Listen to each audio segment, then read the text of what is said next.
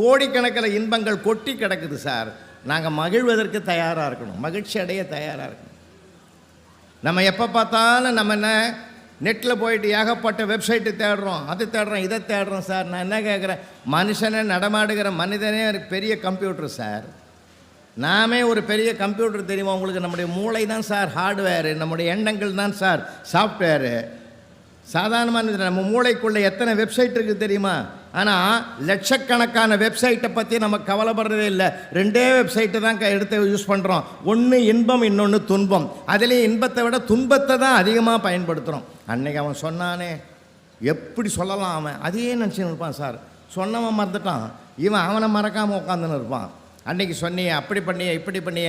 நேற்றையது என்பது நிஜமல்ல, நாளையது என்பது நிச்சயமல்ல, இன்று இருப்பது நிஜம்.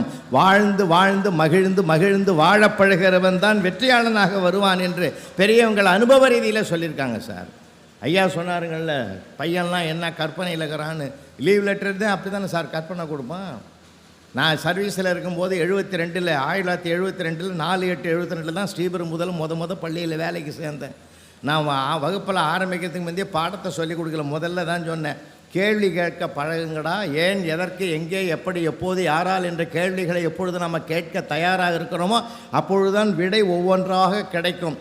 விடை ஒன்றும் புதுசாக இல்லை, ஏற்கனவே இருக்கிற விடையை நம்ம கண்டுபிடிக்கிறோம், அவ்வளவுதான். இல்லை, எல்லாருமே தோட்டத்தில் உட்காந்துருந்தோம்.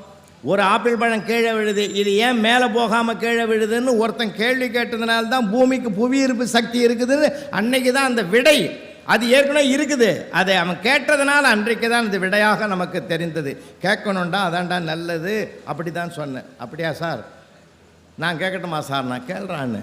நீங்கள் எப்போ சார் ரிட்டையர்மெண்ட்டுன்னா சார், நான் அன்றைக்கி தான் சார் ஜாயின் பண்ணிக்கிறேன்.